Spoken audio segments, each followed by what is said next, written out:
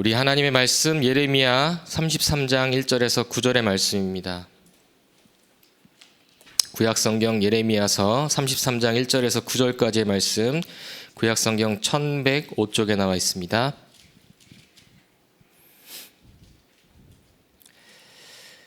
예레미야 33장 1절에서 9절의 말씀을 다 같이 한 목소리로 합독하도록 하겠습니다.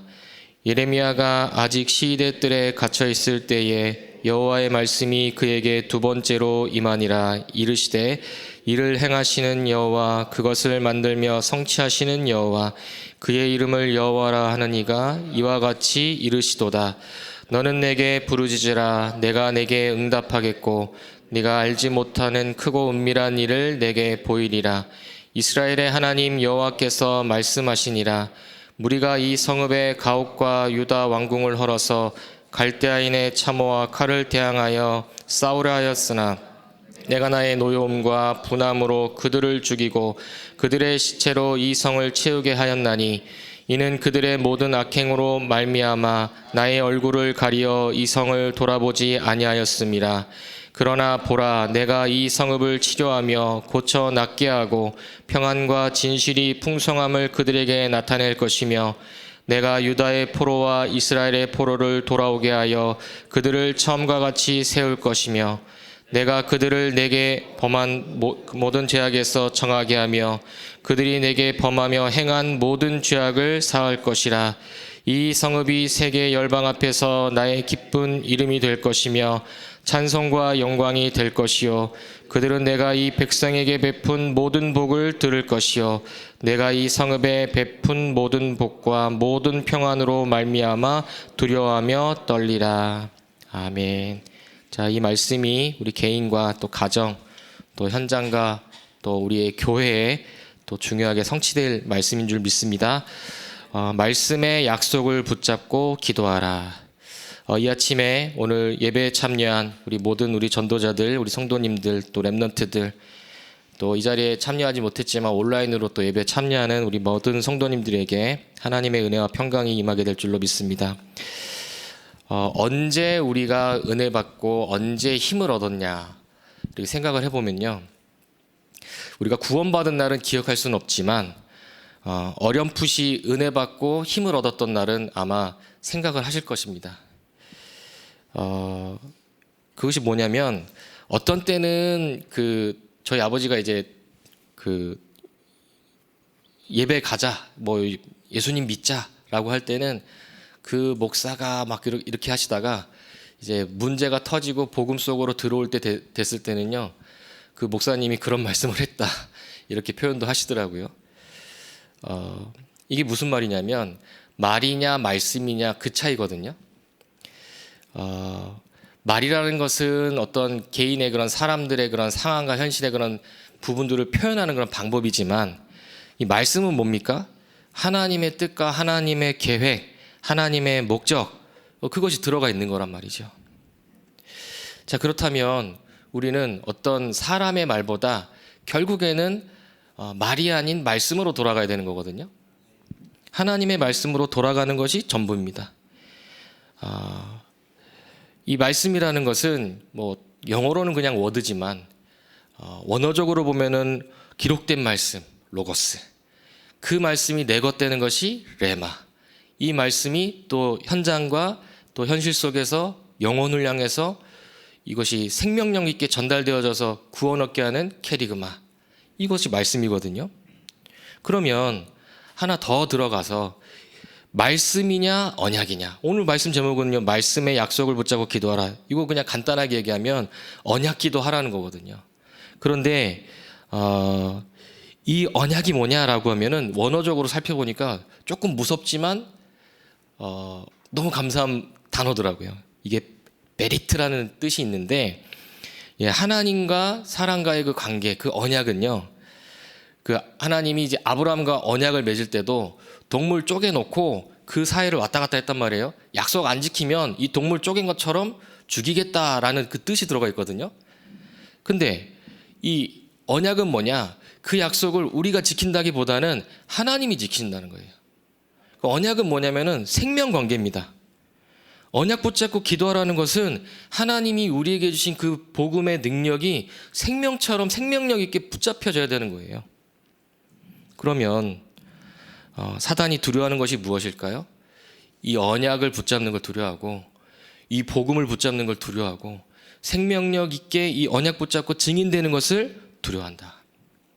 우리는 여러 가지 상황과 현실을 맞닥뜨립니다. 가정이든 가문이든 개인이든 교회든 여러 어려움들 다 있거든요. 그런데 저도 섬기고 있는 교구라든지 또 섬기고 있는 우리 새가족부를 보더라도, 또 현장에서도 보더라도, 또 얼마 전에 다녀온 선교 현장을 보더라도 하나님의 구원 역사는 막을 수가 없더라고요. 네. 우리는 힘들고 어렵다고 하지만 복음 증거되는 것은 막을 수가 없어요. 구원받기로 작정된 자를 하나님께서 붙여주시면 생명 살리는 것은 막을 수가 없더라고요. 그럼 우리가 도대체 어디에 방향을 맞추고 있어야 되는 것이겠습니까? 자, 오늘 본문의 말씀을 보시면 이 언약 백성에게 위기가 왔습니다. 성경은 우리 노예되고 포로되고 속국되어지는 그 이스라엘 백성, 언약 백성들의 그 문제를 계속해서 반복되게 보여주고 있죠. 특별히 이 예레미야가 부름받았던 그때가 어떤 때냐라고 하면 축복받은 언약 백성이었는데도 불구하고 유다와 이스라엘로 나라가 쪼개진 것뿐만 아니라 북이스라엘은 무너지고 남겨진 남유다까지도 무너질 수밖에 없는, 포로로 끌려갈 수밖에 없는, 멸망할 수밖에 없는 그 위기 속에서 하나님이 예레미야에게 말씀을 주시고 그 말씀을 통해서 멸망을 예언케 하고 또 회개하게 하고, 그런 여러 가지 과정 가운데서도 특별히 하나님께서 하나님이 하실 일을 말씀하신 것을 볼 수가 있습니다. 그래서 예레미야서가 이제 많이 있지만 많은 이야기가 뭐냐? 니네 멸망받을 것이다. 니네 포로될 것이다. 그거만큼 섬뜩한 그게 어디 있겠습니까? 역사적으로 보면은 그 성군이라고 하는 다윗 다음에 이제 요시야 왕이 이제 그 유다를 다스릴 때 예레미야가 부름받아가지고 이제 선지자로 세워져 있었는데, 살기 좋고 힘들지 않은 그런 상황 가운데서도 멸망받을 것이다, 포로될 것이다. 그런 상황 얘기한다고 하면 얼마나 지탄받고 손가락질 당하는 그런 부분이 아니겠습니까? 근데 현실은 어땠냐라고 하면 이스라엘이 언약 붙잡고 예배 잘 드렸다라는 것보다는 거기에 겸해져 가지고 있었던 건 뭐냐면 유다 안에 굉장히 많은 우상과 그 종교가 들어가 있었다라는 거예요. 여기에서 예배드리고 또 2차로 가가지고 또 제사 지내고 그런 케이스인 거죠. 근데 그것이 계속해서 반복됐다는 거예요. 그러니까 더 큰 문제는 뭐냐? 그 예배와 우상이 겸해질 수밖에 없었던 것은 뭐냐면요, 지도자들이 타락했다는 거예요. 지도자들이. 왕과 선지자와 제사장이 있었지만 이 언약을 전달한다고 하지만 변화를 못 시키니까 타락해버린 거예요.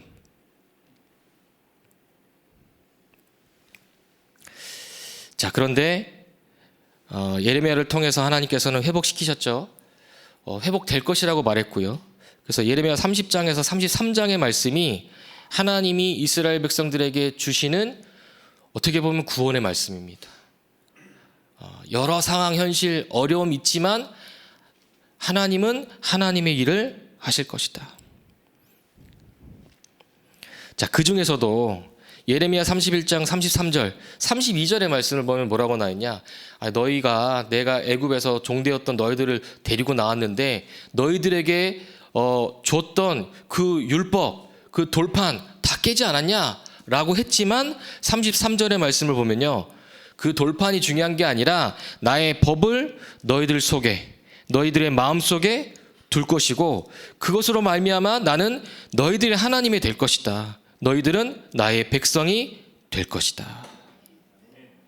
이게 하나님 방법입니다. 그러면 뭐예요? 우리 인간적인 방법으로 놓고 보면 포로된다, 전쟁이 일어날 것이다, 멸망이 일어날 것이다. 그러면 대부분 생각 어떻게 해요? 우리가 군사력을부터 시작을 해서 똑똑한 사람 모여가지고 힘 모아가지고 저 바벨론 이제 쳐들어올 것인데 우리 준비하고 하잖아요. 근데 그게 아니라 그 언약을 우리의 생각과 마음속에 둘 것이다. 근데 34절의 말씀 보면 뭐라고 나와 있냐면요, 작은 자부터 큰 자까지 나를 알게 될 것이다. 그들의 악행을 사하고 그들의 죄를 다시는 기억하지 아니할 것이다. 우리가 정말 어떤 싸움을 싸워야 되냐? 언약 싸움을 해야 됩니다. 우리에게 주신 이 복음의 능력이 우리 후대들에게 또 현장에 또 성취될 수 있도록 하나님은 하나님의 일을 하시니까요. 자, 이것 때문에 하나님이 저와 여러분들을 불렀다는 사실입니다. 그래서 예레미야 1장의 말씀을 보면요, 예레미야를 부를 때 하셨던 말씀이 있어요. 모태에 짓기 전에 너를 알고 구별했다. 여러 나라의 선지자로 세웠다. 이거 예레미야에게만 주신 말씀이 아닙니다. 저와 여러분들을 아신다라는 거예요. 저와 여러분들을 구별했다는 것입니다. 저와 여러분들을 여러 나라 살릴 수 있는 선지자로 불렀다는 것입니다. 그 사실을 믿으시길 바랍니다. 그러면 하나님이 우리를 안다, 하나님이 나를 안다 라고 하면 나를 구별하고 나를 세웠다라는 것은 그냥 나만 아는 것이 아니라 내가 가야 될 그 귀한 여정까지도 완벽하게 책임지시고 인도하신다는 사실, 이 사실을 잊지 않으시기를 주님의 이름으로 축복합니다. 자, 그렇다면 오늘 본문의 말씀, 우리 기도처의 말씀이죠. 자, 기도처에 많은 말씀이 있지만 오늘은 또 이제 현장 복음 메시지 이제 화요 제자 훈련 때 나왔던 말씀인데, 이 말씀을 그냥 말씀으로만 보면 이거 좀 뭐가 이렇게 빈약해 보이고 뭐 이렇게 그렇게 볼 수 있어요. 근데 이 말씀이 어디에 필요한 말씀이냐라고 하면 현장에 필요한 말씀이에요. 현장에. 쉽게 얘기해서 뭐가 없어요? 현장에 뭐가 없어요? 구원이 없어요. 현장에 뭐가 없어요? 영적인 것 없고 육신적인 것만 있다 이거예요. 그러니까 하나님의 인도가 아니라 내 생각 내 뜻대로 갈 수밖에 없고, 빛의 경제가 아닌 흑암 경제 속에 있고, 기도 응답, 참된 기도 응답이 아닌 육신과 우상과 귀신이 주는 응답 따라갈 수밖에 없기 때문에 그 현장 살리기 위해서 언약 기도하라 이거예요. 그 현장 가운데서요. 교회도 마찬가지겠죠. 자, 그렇다면 우리 서두의 말씀을 보시면 말씀이 곧 하나님이시다. 맞죠? 하나님이 말씀으로 천지를 창조하시고 우리 속에 역사하신다. 그 말씀이 육신을 입고 이 땅에 오신 분이 바로 그리스도이시다. 그래서 말씀은 살아있고 운동력이 있어 영과 육을 다스리고 말씀을 읽는 자와 듣는 자, 지키는 자가 복이 있다. 이 말은 뭡니까? 우리가 정말로 말씀 듣고 언약 붙잡으면 어떤 일이 일어난다고요? 재창조의 역사가 일어난다는 거예요. 재창조의 역사. 말씀으로 모든 것을 창조하셨던 그 하나님이, 말씀이 육신이 되신 그 그리스도께서 역사하시는 재창조의 응답, 날마다 새로운 피조물이 되어지는 그 응답을 누리게 된다는 것입니다. 자, 그러면 사탄의 12전략, 사탄의 12전략, 여러 가지 대표적인 12전략, 그것이 있겠지만 사단의 전략이 뭐냐라고 하면 결국 말씀을 뺏어가는 겁니다. 복음 뺏어가는 거예요. 그렇죠? 예배 성공하지 못하게 만드는 거예요.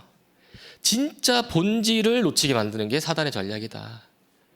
아담과 하와를 넘어뜨렸던 사단은 머리가 깨졌을 뿐이지 죽지 않고 지금도 역사하고 있습니다.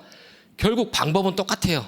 뭘 희미하게 만들고 무엇을 붙잡지 못하게 만드냐? 하나님의 말씀, 하나님의 그 복음을 붙잡지 못하게 만든다는 거예요.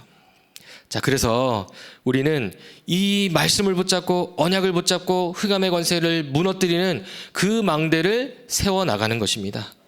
그래서 망대, 여정, 이정표 우리가 복잡하게 이렇게 이야기할 수도 있겠지만, 복음으로 나를 채우고 복음으로 인도하는 그 길을 가고 그 길 속에서 우리 후대들과 우리 많은 성도님들이 따라올 수 있는 이정표를 세워나가는 증인이 된다는 거예요. 자, 그렇다면 정확한 말씀을 붙잡아야 된다. 그럼 오늘 제가 서두에 말씀드렸던 것처럼 예레미야 31장 33절의 말씀처럼 마음과 영혼 속에 우리의 영적 상태가 뒤바뀔 정도의 그 말씀, 돌판에 새길 정도가 아닌 우리의 마음과 생각 속에 새겨질 그 말씀, 정확한 언약, 그거 붙잡으시라는 겁니다. 그렇죠? 노예되고 포로되고 속국 되어지는 그런 부분들은 사실은 앞으로도 있을 일입니다. 앞으로는 지금뿐만 아니라 더 큰 어려움이 올 수도 있어요. 우리는 이미 예측을 하고 있습니다. 이미 수치로도 나와 있고요.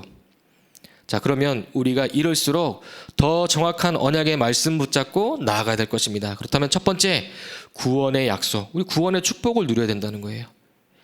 우리 교회에 올 때, 우리 임마누엘 교회에 오신 우리 많은 분들, 우리 다락방 전도운동 속에 있는 분들, 아마 대부분의 두 가지 이유 때문에 오셨을 겁니다. 항상 하셨던 말씀이세요. 뭐 때문에 왔다? 복음 때문에 왔다. 복음 때문에. 그렇죠? 이거 맞는 말이잖아요. 그리고 또 뭐 때문에 왔다 그러죠? 전도 때문에 왔다. 복음과 전도 때문에 왔다. 그걸로 끝나는 겁니다. 그렇죠? 사람이 아니라 언약이라니까요. 자, 그렇다면 구원의 약속, 이것이 나에게, 이것이 나의 현장에, 우리 교회에 필요한 축복이라는 거예요. 자, 우리에게 영생을 주시기 위해서 독생자를 주셨다. 예수님이 그리스도란 사실. 저는 그리스도란 사실을 알지 못했거든요, 사실은요. 이 전도 운동 속에, 복음 운동 속에서 주는 그리스도시요 살아계신 하나님의 아들이십니다. 이 고백이, 사실은 이 고백의 말씀을 듣는데도 못 알아듣고 있었거든요, 사실은요. 그런데 하나님이 은혜 주셔가지고, 예수님이 그리스도이시구나. 하나님 떠나 재앙과 저주, 지옥 권세 아래 사단의 종로를 탈 수밖에 없는데, 그리스도로 말미암아 모든 문제를 해결하시고 하나님 만나는 길, 모든 재앙, 저주 문제 십자가에서 해결하시고 사단의 머리를 깨뜨리셨다. 그게요, 저는 충격적으로 와닿기보다는 서서히 믿어지는 거 있죠. 충격받았던 사람들은 주변에 없어진 것 같은데 저는 남아있더라고요. 자, 그래서 큰 충격보다는 언약을 굳게 붙잡으시길 주님의 이름으로 축복합니다. 자, 이 축복을 누리는 것. 왜냐? 구원이 없어요. 어디에요? 현장에 구원이 없어요. 구원이 없다. 그래서 뭐 아랫게도 그 뉴스 보니까 저는 TV에서 많이 봤던 사람이 또 죽었다고 이렇게 뉴스가 떴더라고요. 근데 얼마나 어렵겠습니까? 얼마나 힘들었겠습니까? 그렇죠? 누구도 답을 줄 수 없었겠죠. 그런 사람들 더 많아질 텐데 이미 많아지고 있고요. 어떻게 답을 줄 수 있겠습니까? 복음이 아니면 절대적인 답을 줄 수 없단 말이에요. 그런데 많은 사람들, 심지어는 신자들까지도, 심지어는 우리 목회자들까지도 속을 수 있어요. 그러니까 예수님이 하셨던 말씀이 뭐냐? 많은 기적과 이적을 베풀고 나서 사람들이 나를 누구라 하느냐? 사람들이 나를 누구라 하느냐? 그러면 너희는 나를 누구라 하느냐? 지금도 저와 여러분들에게 주시는 주님의 질문인 줄 믿습니다. 자, 두 번째, 영적인 것과 인도의 약속이다. 인도의 약속. 결국 이 현실과 또 현장을 장악하고 있는 그 존재가 있다는 거예요. 세상의 임금은 아니지만 세상의 임금 노릇을 하고 있는 존재가 있어요. 그게 사단 마귀입니다. 사단 마귀예요. 그 마귀의 일을 멸하기 위해서 하나님의 아들이 오셨다. 그럼 마귀는 그냥 놔두셨냐? 그렇지 않죠. 창세기 3장 15절 여자의 후손 오심으로 말미암아 마귀는 대가리가 박살난 줄 믿습니다. 그리고 히브리서 2장 14절에 예수님이 이 땅에 오심으로 말미암아 마귀의 일뿐만 아니라 마귀를 멸하셨다. 우리를 구원하시기로 예정하시고 우리와 함께 하시고 우리를 인도해 가시는 그 축복 우리에게 주어졌다라는 거예요. 자, 그렇다면 세 번째, 빛의 경제와 기도 응답의 약속입니다. 우리 살아가면서 가장 필요한 것이 경제인데 대부분은 흑암 경제 아니겠습니까? 우리가 어찌됐건 믿지 않는 사람들 밑에서 일하고 믿지 않는 사람들이 이루어진 그 세상과 사회 속에서 살아가기 때문에 빛의 경제보다는 흑암 경제로 흘러가는 부분들이 더 많단 말이에요. 그런 가운데서 우리가 어떤 축복을 누릴 수 있겠습니까? 하나님이 우리에게 주신 것으로 만족하고 하나님이 우리에게 주신 것으로 회복하고 하나님이 우리에게 주신 것을 전달하는 그 축복을 누리는 것이 진짜 빛의 경제의 축복을 누리게 되는 줄 믿습니다. 자, 그래서 이 응답을 받고 있는 사람들이 기도하면 로마서 16장에 많은 믿음의 사람들의 이름이 나오는데요. 그 사람들, 중직자, 성도, 우리 렘넌트, 우리 교역자, 이 모든 사람들을 통해서 정말로 비밀결사대와 렘넌트를 살리는 또 중요한 축복, 그리고 성전을 세우는 그런 또 중요한 홀리메이슨의 응답을 받게 될 줄로 믿습니다. 자, 그렇다면 결론, 이번 한 주간도 우리가 어떤 축복을 누려야 되냐라고 하면 우리 토요 훈련 때도 말씀 받았습니다. 우리가 살리는 자가 되는 것입니다. 먼저 누굴 살리냐? 다른 사람 살리기 전에 나부터 살리세요. 다윗이 범죄했을 때뿐만 아니라 다윗이 죽음의 위기 속 가운데서도 어려움 속에서도 다윗은 뭐했냐? 찬양하고 기도했습니다. 언약 붙잡았죠. 심지어는 다윗이 가장 잘했던 것은 뭐냐면 다윗은 다윗 자신 영혼을 향해서 선포해 버렸어요. 그렇죠? 그러면 저와 여러분들에게 해야 될 그런 기도 제목이 나오죠. 내 영혼, 내 생각, 마음 여호와를 송축하고 여호와만 바라라. 이게 전부라는 것이죠. 자, 그래야 보좌의 축복 임하게 되고 하나님 나라 임하게 되는 거예요. 이거 안 하면 어떻게 되겠습니까? 결국 내 생각대로 아니면 다른 사람의 말대로 이게 흔들리고 또 속게 되는 거 아니겠습니까? 자, 그래서 우리 일부 예배 때 주셨던 말씀처럼 예수님이 종의 형체로 오셨던 것처럼 우리는 그리스도의 종입니다. 그리스도의 종이라는 것은 뭐냐면 낮아져라 뭐 여러 가지 부분이 있겠지만 저는 뭘 붙잡게 되었냐면 주인의 말을 가장 잘 듣는 게 종이에요. 우리의 주인은 누구냐? 하나님이십니다.